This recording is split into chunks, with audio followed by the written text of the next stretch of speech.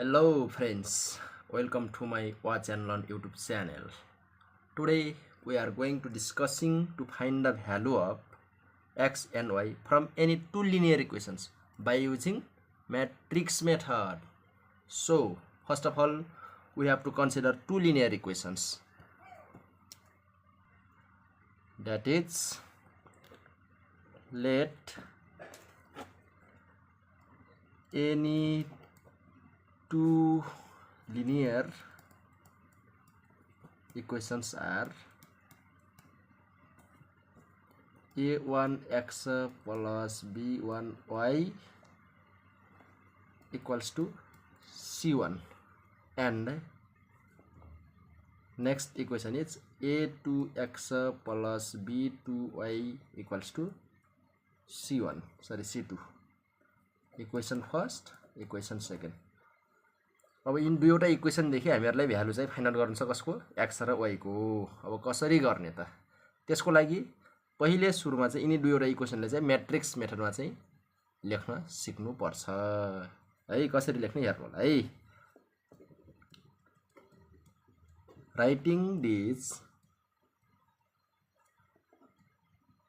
To equations in केमा matrix form.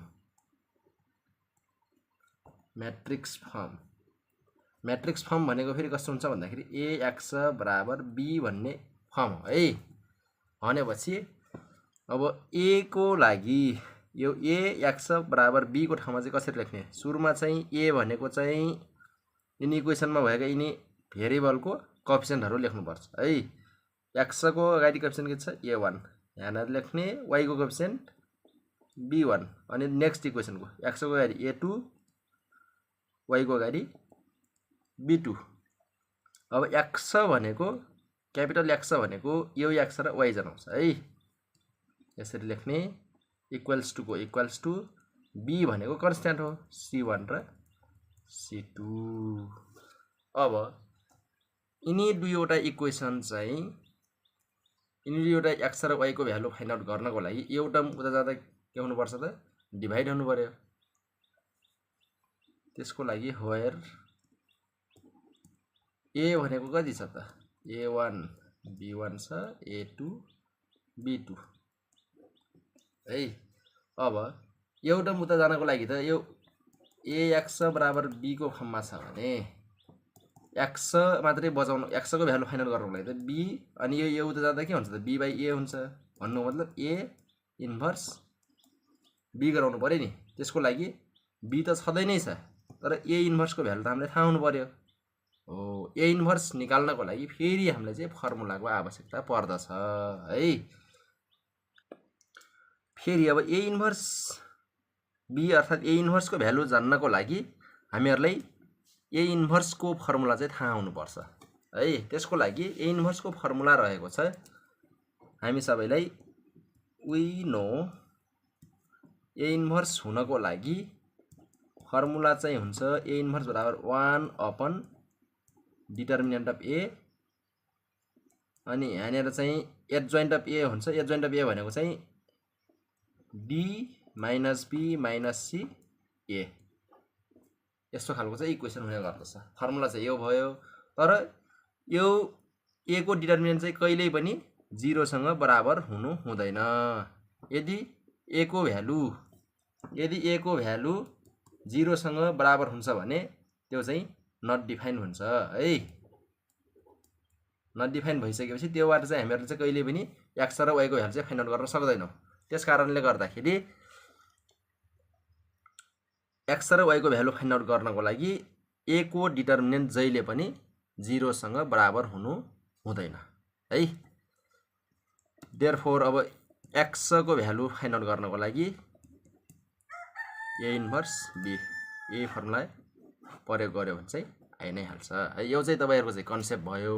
अब चाहिँ इक्वेसन कस्ता खालका इक्वेसन आउँछ त एक्जाममा, कसरी गर्ने तरिकाहरु चाहिँ यही नै हो।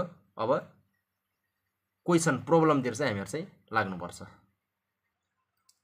क्वेसन चाहिँ यस्तो रहेको छ 2x - 3y = 1 and 3x + 4y = 10।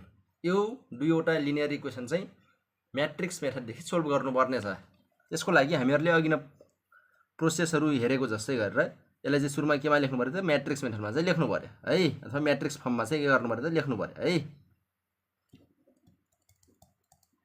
Writing these equations in matrix form भन्नुको मतलब अब यहाँनिर चाहिँ x को अगाडि कति छ 2 छ, y को अगाडि कति छ -3, कोएफिसिएन्टहरु मात्रै लेख्ने है, x र y का कोएफिसिएन्ट 3 4 अनि x y इक्वल्स टु 1 10। अब यहाँ भएका यिनी भनेका के भन्दा यो भनेको a हो, ax बराबर b, यो a x equals to b भनेपछि हामीलाई यो x को भ्यालु क्यापिटल x को भ्यालु चाहिएको अथवा अर्थात x y को भ्यालु चाहिएको भने यो टर्म हुँदा जाँदा के हुनुपर्छ इन्भर्स हुनुपर्छ। इन्भर्स हुनको लागि पहिला सुरुमा चाहिँ यो a वाला टर्म चाहिँ डिटर्मिनेन्ट यो a को डिटर्मिनेन्ट चाहिँ 0 सँग बराबर हुनु हुँदैन है, अनि बल्ल यसको चाहिँ सोलुसनहरु चाहिँ निस्किन्छ। हेरौँ है, वेयर a भनेको चाहिँ 2 - 3 3 4 यो इक्वेसन छ। यसको के निकाल्नु पर्यो त हामीहरुले पहिला डिटर्मिनेन्ट निकाल्ने है। डिटर्मिनेन्ट निकाल्ने भनेपछि अब 2 - 3 3 4। अब डिटर्मिनेन्ट निकाल्ने फर्मुला चाहिँ के होला त? डिटर्मिनेन्ट निकाल्ने फर्मुला भनेको a को डिटर्मिनेन्ट निकाल्ने भनेको ad - bc भन्ने चाहिँ फर्मुला हुन्छ है। ad - bc भन्छ भनेपछि abcd हो, यो र यो मल्टिपल गर्ने माइनस यो र यो मल्टिपल गर्ने, अर्थात 2 टाइम्स 4 माइनस -3 टाइम्स 3 कति आउँछ त? 4 2 जा 8 माइनस माइनस प्लस 9, 8 प्लस 9 कति हुन्छ त? 17 which is not equals to 0. That's why so it has unique solution of x and y। यो दुईवटा इक्वेसनको पक्कै पनि यिनी भएका x र y को सोलुसन चाहिँ पक्कै पनि छ। त्यसैले अब के गर्नु पर्यो त? डिटर्मिनेन्ट निस्क्यो भने अब इन्भर्स निकाल्ने। वी नो इन्भर्स निकाल्ने फर्मुला के हो त?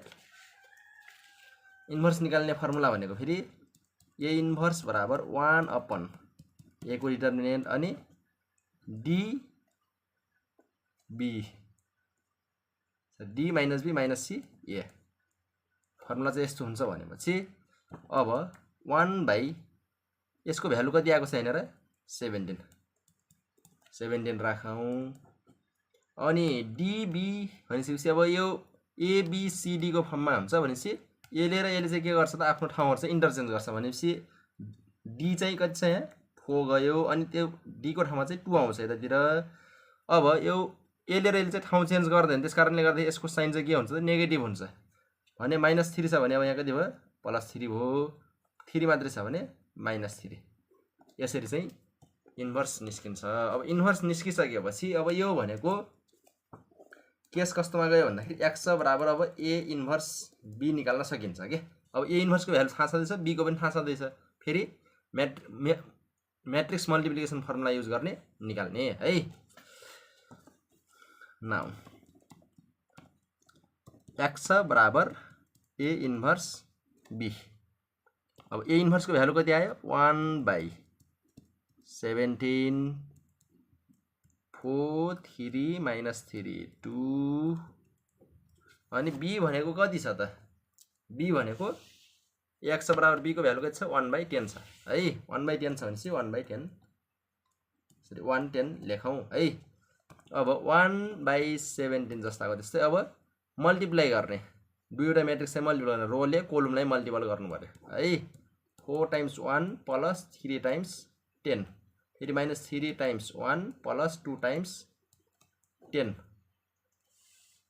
कति भयो त? अब 1/17 4 जा 4 4 plus 3 times 10 30 plus 4 34 -3 plus 20 means 20 - 3 भनेको 17।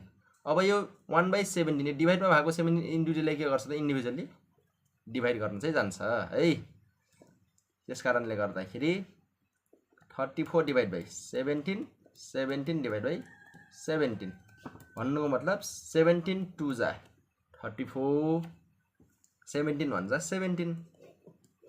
अब यो x भनेको कति थियो x को भ्यालु भनेको x र y हो त्यसकारणले गर्दाखेरि सो x को भ्यालु यहाँ कति छ x को ठाउँमा यहाँ x बराबर 2 y बराबर 1 यसरी चाहिँ हामीहरुले चाहिँ म्याट्रिक्स मेथड देखि कुनै पनि लिनियर इक्वेसनले चाहिँ सोल्भ गर्न सक्छौं। यदि कुनै डाउट भए कमेन्ट बक्समा चाहिँ कमेन्ट चाहिँ लेख्न नभुल्नु होला। यदि यो भिडियो मन परेमा लाइक कमेन्ट शेयर सब्स्क्राइब पनि गर्न नभुल्नु होला। Thank you.